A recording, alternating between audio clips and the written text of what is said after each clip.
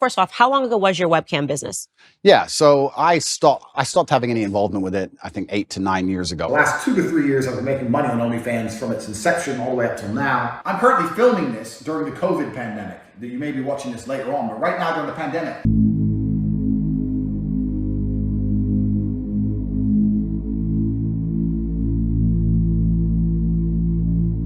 And I ended up opening a webcam company where girls would sit on a laptop and they would talk to guys on the internet for money. That's what they would do. It's like, you know what? Fuck it. I'm taking over. So what I did is I unplugged their keyboards and plugged a new one in from me behind the screen. So the chicks would sit there and hit a keyboard that wasn't plugged in.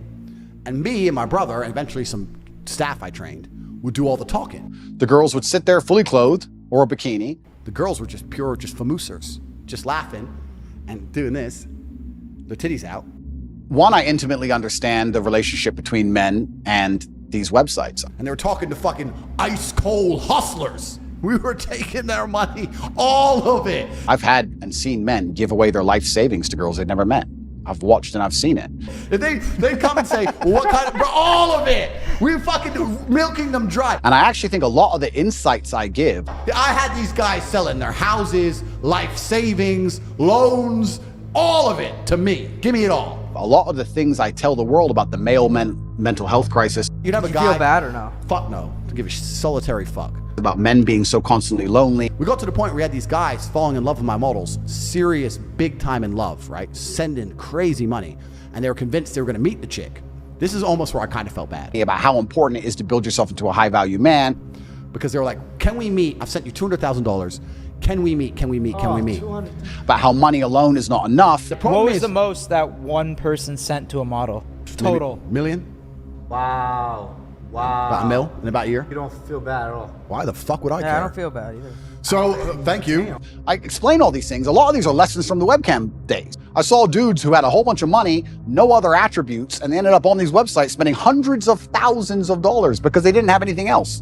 But, so, the girl would be online for 6 or 7 hours, but then when she logged off, was sleeping or whatever, on her WhatsApp, I'd have staff. She was online 24 hours a day. Her WhatsApp, her this. She was famoosing when she was asleep. We were bringing in money for the fucking sky. But this is what the powers that be want. They want to make sure that the male populace is as docile as possible, and they do that with a large array of weapons, and they do that with a web of tools, and I believe that I'm the counter to that, which is the reason I ended up attacked in the first place.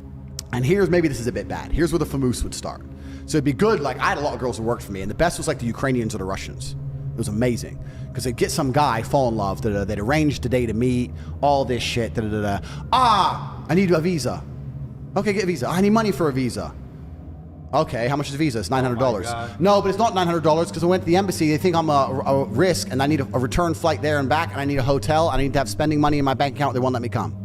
Or how much you need? All right, 10 grand. Boom, it's 10 G's. Boom, thanks. Wow. Go to the embassy, take a picture outside the embassy, boom, come back. They rejected my visa. They said we have to wait 2 weeks. After 2 weeks, they'll give it to me. Okay, baby, boom. 2 more weeks of tips. Boom, boom, boom, boom. Because now he thinks he's gonna fuck, right? He thinks he get the girls. Now he's spending more than ever. 2 weeks, 2 weeks, 2 weeks. 2 weeks come. Some other problem. I think I can anticipate the question you're going to ask. How do I reconcile with the fact that I used to produce pornography or degree pornographic content? Now men are writing to you, like, how do I... And now men are trying to escape it. Yeah. Girls are desperately signing up because it's the easy way for them to make money, but without instruction. Pimpin' Ken, a hoe without instruction is headed for self-destruction. So these girls, they don't have a man telling them what to do properly, they're lazy, and they end up making a few bucks, maybe if that, and they stay on the very, very bottom of the pile. You don't want that. You've bought this course, you want to make your money back, and you want to continue to make money for a long time, so you want your girls to be elite. I'm going to teach you how to do that. Eventually, the girl, what she would do is she'd say, oh, I don't want to go embassy. She'd give a really lame excuse to try and provoke the man to get angry. So she'd say, the embassy want me to come back, but I have a headache. That was the one we'd use. He'd be like, I just sent you $1 million. You promised you were going to come. You said you had to delay. Now you're saying you have a fucking headache and you won't go to your appointment. To make him mad on purpose, because that would annoy any man.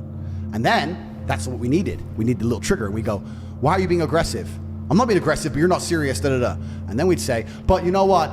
I really like you, and I'm flying to the other side of the world by myself, and now you're being aggressive, and now I'm intimidated.